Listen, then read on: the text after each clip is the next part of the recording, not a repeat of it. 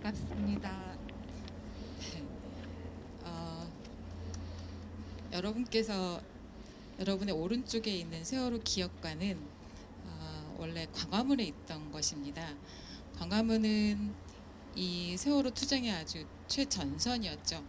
가장 중요한 세월호 기억관이 서울 광화문 광장, 세월호 광장이라도 불리던 광화문에 있었는데 20년도에 광화문 재구조와 공사가 있었어요. 그래서 이곳으로 잠시 이전해 왔는데 현재 서울시에서는 이것을 불법 점유물이라고 변상금을 매기는 형태로 계속 철거를 강요하고 있어요. 그래서 시민들이 날마다 이곳을 지키기 위한 1인 피켓팅도 하시고 그다음에 기억문화제도 하고 또 목요일날 목요 기도회라는 형식으로 이곳을 지키기 위해서 많은 분들이 노력하고 계시는데 그때마다 그러니까 서울시가 저녁 6시부터는 전기도 끊어버렸어요. 그런 거 하지 못하게 하기 위해서. 근데 그럴 때마다 저희가 좀 마음이 든든했던 것은 저희 뒤에 바로 성공의 성당이 있어서 굉장히 든든했습니다. 그래서 감사하다는 인사 꼭 드리고 싶었고요. 제가 준비한 얘기를 전해드리도록 하겠습니다.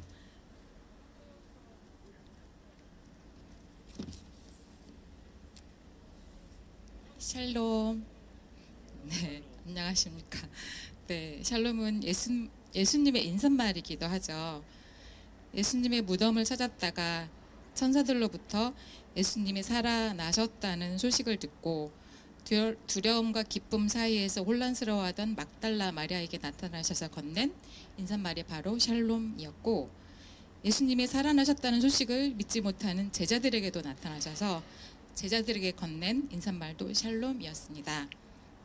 지금도 예수님은 우리를 향해 샬롬하며 인사를 건네지 않을까 하는 생각이 드는데요. 샬롬은 어쩌면 이 야만적인 시대를 힘겹게 살아내고 있는 우리 모두에게 가장 필요한 인사말이 아닐까 싶습니다.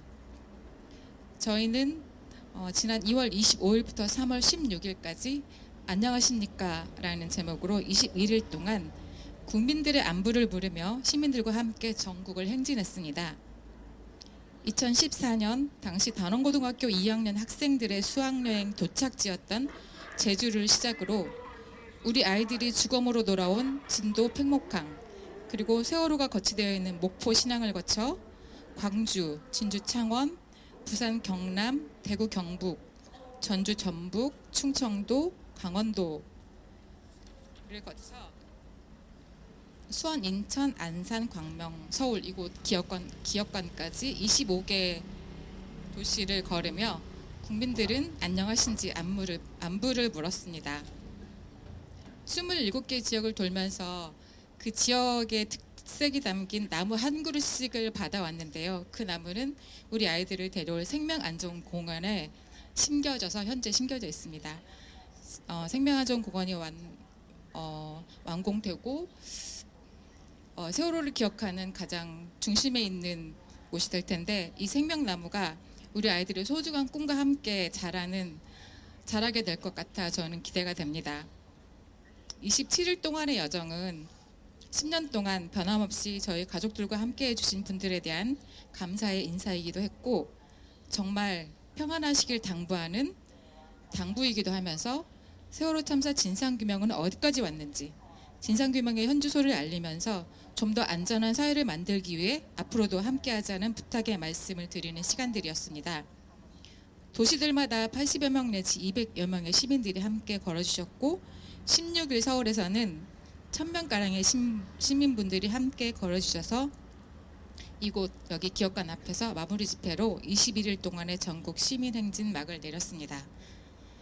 지역을 함께 걸으면서 느낀 거는 세월호는 절대 잊혀질 수도 없고 잊혀져서도 안 되는 너무 충격적인 사건인 만큼 세월호 참사를 해결하지 않고 우리 사회가 더 나아가길 기대하는 건 어려울 거라는 인식이 있었고, 시간이 더 걸리더라도 진실을 규명해서 책임자들에게 그에 합당한 책임을 묻는 일은 계속돼야 한다는 것에 동의한다는 것이었습니다.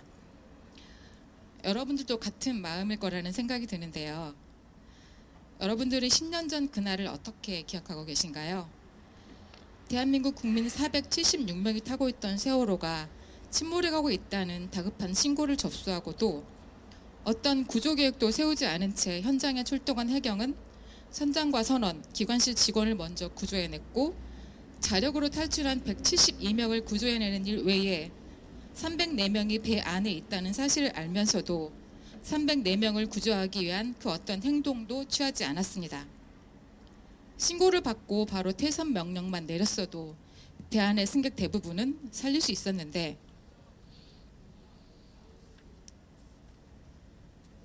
국민의 생명을 살리기 위해 그 어떤 지휘도 그 어떤 행위도 하지 않은 해경 지휘부에 무죄를 선고한 재판부는 누구를 위해 존재하는 재판부인지 모르겠습니다. 당시 청와대 대통령과 국가안보실은 재난 컨트롤 타워로서 국가 차원의 자원을 총동원하고 그 협력 체계를 구축해서 총괄, 주휘, 조정을 했어야 하는데 재난 컨트롤 타워의 역할은 하지 않았습니다. 해경 지휘부가 구조 계획을 세우고 퇴선 명령을 내렸었더라면, 청와대가 재난 컨트롤 타워의 역할을 수행했더라면 304명의 국민을 한꺼번에 다 잃지 않아도 되었을 텐데, 그런데 그 누구도 이 부분에 대해 책임을 지지 않고 있습니다. 사람은 계속 죽어가는데 그 누구도 책임지지 않는 사회. 저희는 이 부분에서 숨이 탁 막히고 절망하기도 하는데요. 그렇다고 포기해야 할까요? 아니요, 포기할 수 없습니다.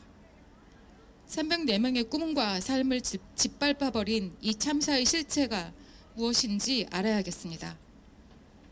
그날의 참담함을 목격한 우리는 피해자로서 또 목격자로서 그날의 진실을 밝혀내고 안전사회에 대한 대책을 마련하라는 요구를 멈추지 않을 것입니다. 세월호 참사의 진실을 밝히려는 지난 10년의 행보는 우리 사회에서 외면당해온 재난참사 피해자들에게도 권리가 있음을 알게 해주기도 했습니다. 추모와 기억에 대한 권리뿐만 아니라 진실과 책임에 대한 권리, 치유와 회복에 대한 권리가 보장되어야 한다는 것을 알게 되면서 과거에 일어났던 재난참사 피해자들의 침해된 권리가 재조명되기도 하고 매일매일의 삶의 현장에서 직면하는 시민재난 및 산업재해의 예방과 대책을 요구하는 시민과 노동자들과 또 끈끈하게 연대하는 계기가 되었고, 안전한 생활터전, 안전한 일터를 만들어가기 위해 함께 목소리를 높이고 있습니다. 오늘 여기 서울기업관에서 드리는 미사 역시 같은 마음에서 시작된 게 아닌가 싶습니다. 당시 상위층 종교 지도자들은 거룩한 옷을 입고 예루살렘에서의 정해진 종교 행사에만 매몰되어 있을 때, 예수님께서는 하루하루 먹고 살기에도 버거울 만큼 가난한 동네 갈릴리에서 어부들과 동고동락하며 삶을 나누셨던 것처럼 시대의 아픔을 끌어안고 고통에 함께 연대해 주시는 여러분이 계셔서 저희는 앞으로 다시 나아갈 힘을 얻습니다. 고맙습니다.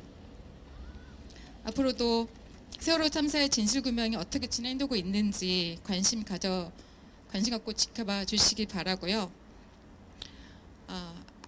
초반에 말씀드렸던 예수님의 살롬이 여러분에게, 우리 모두에게 오래오래 머물러 있었으면 좋겠습니다. 감사합니다.